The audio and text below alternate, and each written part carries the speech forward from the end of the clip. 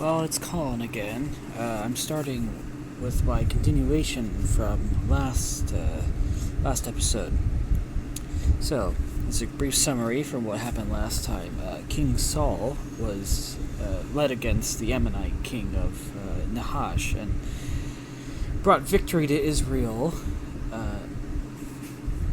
and then was coronated by Samuel, but Samuel reminded the Israelites that though they may have a king now, they still have to act godly, and that a burden will be upon Saul's shoulders, basically, that he had to be a godly man and lead his people in godly ways. With that in mind, we continue with Saul's career, some of his first acts as king. Now, Saul's just riding off from a wonderful victory against the Ammonites, and so he had been reigning for about 1 year now. We start in 1 Samuel chapter 13. I will begin here in the first verse.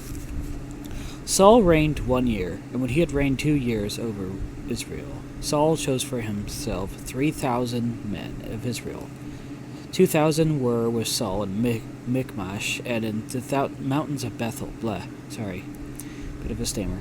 And 1,000 were with Jonathan in Gibeah of Benjamin. The rest were the people he sent away, every man to his tent. And Jonathan attacked the garrisons of the Philistines that was in Gibeah, and the Philistines heard of it.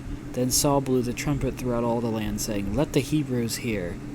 Now I should tell you, Jonathan is the son of Saul. He would be the heir to the throne when Saul dies, so he's a pretty important dude. He's basically our valiant prince in this case. Now all Israel heard it said that Saul had attacked the garrison of the Philistines, and that Israel had also become an abomination to the Philistines. And the people were called together to Saul at Gilgal. Then the Philistines gathered together to fight with Israel, 30,000 chariots and 6,000 horsemen, and people as the sand which is on the seashore in multitude. And they came up and encamped in Michmash, to the east of Beth Aven. When the men of Israel saw that they were in danger, for the people were distressed, then the people hid in caves, and thickets, and rocks, and holes, and in pits.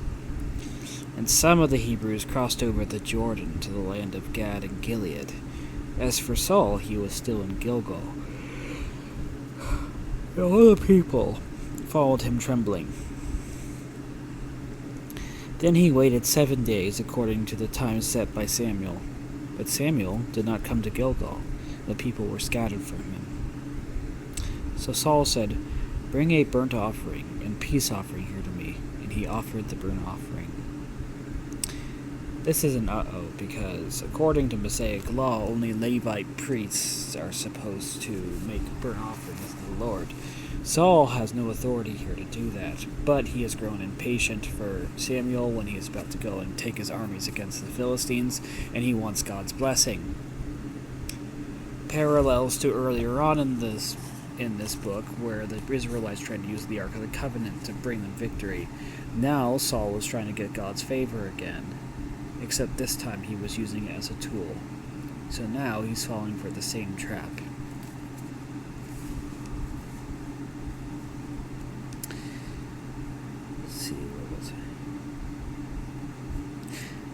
Right. Now it happened as soon as he had finished presenting the burnt offering that Samuel came, and Saul went to meet him, that he might greet him. And Samuel said, "What have you done?" And Saul said, "When I saw that the people were scattered from me, and that you did not come within the days appointed, and that the Philistines had gathered in Michmash, then I said, the Philistines will now come down on me at Gilgal, and I have not made supplication to the Lord. Therefore I felt compelled, and offered a burnt offering." And Samuel said to Saul, "You have done foolishly. You have not kept the commandment of the Lord your God, which he commanded you. For now the Lord would have established your kingdom over Israel forever. But now your kingdom shall not continue.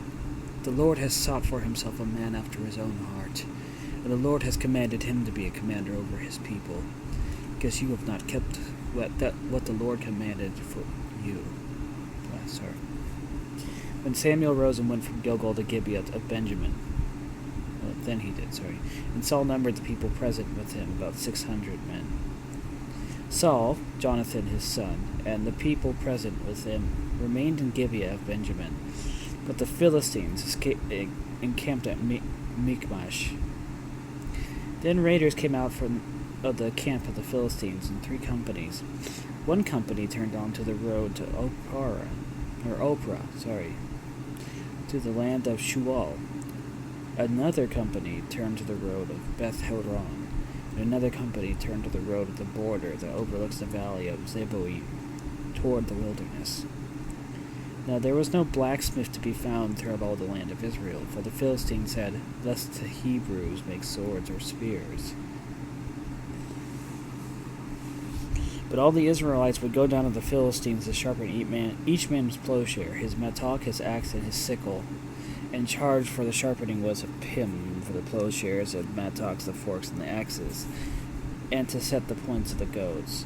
So it came about in the day of battle that there was neither sword nor spear found in the hand of any of the people who were with Saul or Jonathan, but they were found with Saul and Jonathan his son. And the garrisons of the Philistines went out to the pass of Michmash. Interesting thing there, something that you got to keep in mind for the Book of Judges as well as here. All the previous battles that happened, the Israelites had no such weapons like in here, and they still found victory with God. A pretty compelling narrative there that God would bring them victory despite how they didn't have proper weapons or formations or anything like that. They were fighting against much more professional armies. Now it happened one day that Jonathan the son of Saul said to the young man who bore his armor, "Come, let us go over to the Philistines' garrison that is on the other side." But he did not tell his father. And Saul was sitting on the outskirts of Gibeah under a pomegranate tree which is in Migron. The people who were with him were about 600 men. Abijah, the son of Ahitub, Ichabod's father, the son of Phinehas, the son of Eli, the Lord's priest in Shiloh, was wearing an ephod, but the people did not know that Jonathan had gone. Between the passes by which Jonathan sought to go over to the Philistines' garrison, there was a sharp rock on the one side and a sharp rock on the other side. The name of one was Bozez and the other was Sine. The front one faced forward opposite Michmash, and the other southward opposite Gibeah. Then Jonathan said to the young man who bore his armor, "Come, let us go over to the garrison of those uncircumcised. It may not be that the Lord will work for us, for nothing restrains the Lord from saving by many or by few." So the armor-bearer said to him, "Do all that is in your heart. Go then. Here I am with you, according to your heart." Then Jonathan said, "Very well. Let us cross over to these men, and we'll show ourselves to them. If they say to us, 'Wait until we come to you,' then we will stand still in our place and not go up to them. But if they say thus, 'Come up to us,' then we will go up, for the Lord has delivered them into our hand, and this will be a sign to us." So both of them showed themselves to the garrisons of the Philistines. The Philistines said, "Look, the Hebrews are coming out of the holes where they have hidden." Then the men of the garrison called to Jonathan and his armor-bearer and said, "Come up to us, and we'll show you something." Jonathan said to his armor-bearer, "Come up after me. The Lord has delivered them into the hand of Israel." And Jonathan climbed up in his hands and knees with his armor-bearer after them, and they fell before Jonathan. As he came to him, after him, the armor-bearer killed them. That first slaughter which Jonathan and his armor-bearer made was about 20 men within about half the acre of land. And there was trembling in the camp in the field, and among all the people. Just imagine, a lot of people are starting to go crazy because they think they're under attack. The garrison and the raiders also trembled, and the earth quaked, so that it was a very great trembling. Now the watchmen of Saul and Gibeah of Benjamin looked, and there was a multitude melting away, and they went there, here and there. Then Saul said to the people who were with him, "Now call the roll, and see who has gone from us." And they had called the roll. Surprisingly, Jonathan and his armor-bearer were not there. And Saul said to Ahijah, "Bring the ark of God here." For at that time the ark of God was with the children of Israel. Now it happened, while Saul talked to the priest, that the noise which was from in the camp of the Philistines continued to increase. So Saul said to the priest, "Withdraw your hand." Then Saul and all the people who were with him assembled, and they went to the battle, and indeed every man's sword was against his neighbor. And there was a great confusion. Moreover, the Hebrews who were there with the Philistines before that time, who went up with them in the camp from the surrounding country, they also joined the Israelites who were with Saul and Jonathan. Likewise, all the men of Israel who had hidden in the mountains of Ephraim, when they heard that the Philistines fled, they also followed hard after them in battle. So the Lord saved Israel that day, and the battle shifted to Beth-aven. So, we see a bit of a difference between Jonathan and his father. Jonathan shows great prowess, while Saul waits and becomes impatient about God's goodness. Jonathan knows that God's going to deliver them. And so Jonathan shows, I would argue, a sign of chivalry here, at least in the old-fashioned sense. Not like horse riding, but the idea of bravery, injustice, and honor and goodness. Jonathan knew that he could probably die from this, but he trusted God. And God delivered the hand of the Philistines and delivered the heads of the Philistines to him. However, Saul goes a little bit too far. Let's continue at verse 24. And the men of Israel were distressed that day, for Saul had placed the people under oath, saying, "Cursed is the man who eats any food until evening, before I have taken the vengeance on my enemies." So none of the people tasted food. Now all the people of the land came to the forest, and there was honey on the ground. And when the people had come into the woods, there was honey dripping, but no one would put his hand in his mouth, for they feared the oath. But Jonathan had not heard his father charge the people with the oath. Therefore he stretched out at the end of the rod that was in his hand, and dipped it in honeycomb, and put his hand in his mouth, and his countenance brightened. And one of the people said, "Your father strictly charged the people with an oath, saying, 'Cursed is the man who eats food this day.'"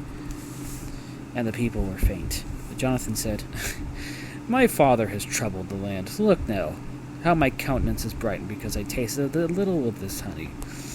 How much better if the people had eaten freely today of the spoil of their enemies which they found. For now there would be not so much greater slaughter among the Philistines." Now they had driven back the Philistines that day from Michmash to Aijalon. A lot of names. So the people were very faint. And the people rushed on the spoil, and took sheep, oxen, and calves, and slaughtered them on the ground. The people ate them with the blood. And they told Saul, saying, "Look, the people are sinning against the Lord by eating with the blood." And he said, "Dealt treacherously. Roll a large stone to me this day." Then Saul said, "Disperse yourselves among the people, and say to them, Bring me here every man's ox and every man's sheep. Slaughter them here and eat, and do not sin against the Lord by eating with the blood." Because eating with the blood was considered unclean. So every one of the people brought his ox with him that night, and slaughtered it there. Then Saul built an altar to the Lord. This was the first altar he built to the Lord. Now Saul said, "Let us go down after the Philistines by might, and plunder them until the morning light. And let us not leave a man of them." And he said, "Do whatever seems good to you." And the priest said, "Let us draw near to God here." So Saul asked counsel of God. "Shall I go down after the Philistines? Will you deliver them into the hands of Israel?" But he, referring to God, did not answer him that day. And Saul said, "Come over here, all you chiefs of the people, and know and see what this sin was today. For as the Lord lives, who saves Israel, though it be in Jonathan my son, he will surely die." But not a man among him of all the people answered him. Then he said to Israel, "You be on one side, and my son Jonathan and I be on the other side." The people said to Saul, "Do what seems good to you." Therefore Saul said to the Lord God of Israel, "Give a perfect lot." So Saul and Jonathan were taken, but the people escaped. And Saul said, "Cast lots between my son Jonathan and me." So Jonathan was taken, and Saul said to Jonathan, "Tell me what it is that you have done." And Jonathan told him and said, only tasted a little honey with the end of the rod that was in my hand. So now I must die?" So Saul answered, "God do so and more also, for you shall surely die, Jonathan." The people said to Saul, "Shall Jonathan die, who has accomplished this great deliverance in Israel? Certainly not. As the Lord lives, not one hair on his head shall fall to the ground, for he has worked with the Lord, with God this day." So the people rescued Jonathan. He did not die. Then Saul returned from pursuing the Philistines, and the Philistines went to their own place. So Saul established his sovereignty over Israel and fought against all of his enemies on every side, against Moab, against the people of Ammon, against Edom, against the kings of Zebul, and all the Philistines. Wherever he turned, he harassed them. And he gathered an army and attacked the Amalekites, and delivered Israel from the hands of those who plundered them. The sons of Saul were Jonathan, Jeshui, and Malchishua.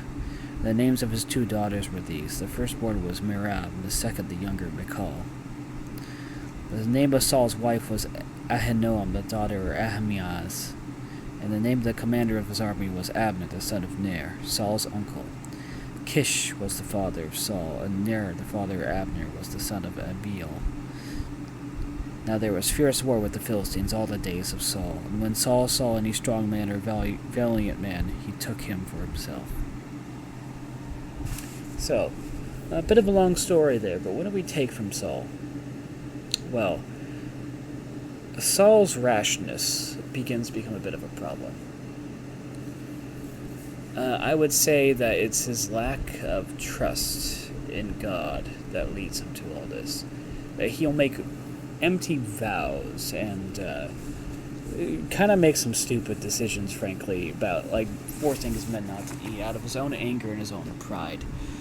And for that reason, Saul's pride is going to literally be his downfall, to the point where he even threatened to kill his own son. I mean, think about that.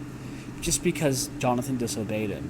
No, I can understand he was trying to be a man of his word, but at the same time, it's your son, Saul. You don't just go killing your son. So that's the story we kind of had to ponder upon here. God did warn the Israelites what a king would be like, and Saul disobeyed the commands of God by trying to do a sacrifice without a priest, and then, though he builds an altar, he uses his own judgments to lead his hands into the hands of Israel. That, and he gets into a state of constant warfare, something God tried to warn the Israelites about. And granted, they don't have weapons or other things to help them fight their enemies, so they're in a constant state of being outnumbered, being trashed around, all that stuff. Not a good time for them. And frankly, Saul's being a bit rash. So, what do we take from this then? Well, Saul is starting to show an example of a bad leader, one who wants to show honor, but to a fault. Honor is not necessarily a bad thing. Honor can be a very good thing. Loyalty and honor can be ideas that lead people to becoming better people. Honor can be lawfulness. It can be trying to keep your word. However, if you bring that honesty and loyalty and honor to a fault, it stops being honor and it starts being tyranny. Which is what Saul began to do. He started mistreating his own soldiers by not allowing them to eat, and again threatened to kill his own son. In contrast, Jonathan shows more kingly attributes than his own father. Jonathan, even though actually I would argue he's also being kind of disobedient, but he didn't know he was disobeying, so I don't count that. But regardless, Jonathan shows bravery like his father, but he also shows a little bit of zealotry, and he shows more faith. Sure, he's rash, like his father. He goes and dives into a battle with the Philistines without even knowing whether God would deliver him, but he saw an opportunity, and God ultimately did deliver him in his faith. He showed signs of what I would consider chivalry, bravery, and looking out for people, and sacrificing himself if it would help the others. And you can tell Jonathan cares about the soldiers because he tells them to start eating things. And he's like, well, starving's not good. So, That's a bit of a difference there. Now, unfortunately, as we should know, if you've read this book before, Jonathan, he never becomes king of Israel. But I think it brings a question like, why include some of these stories here from the biblical authors? Obviously, it happened. But why put it into the grand scheme of the story of Samuel? Is it just supplemental? Is it to show Saul's faults? Or I think it's something else. I think it both shows Saul's faults and that showing his son, what his son is, what he could potentially have been. But I also think Jonathan is, I'm going to make a weird comparison here, but he's almost like John the Baptist in a way, where he's proclaiming the coming of David. David, of course, being the king of Israel after Saul. As we know, Jesus was proclaimed by John the Baptist. And I'm not trying to call David the Messiah by any means. That's not what I mean at all. But I'm thinking Jonathan's almost like a John the Baptist figure here. He proclaims the coming of David in some ways, and even befriends him, and shows his own zealotry in all things. That's what I think.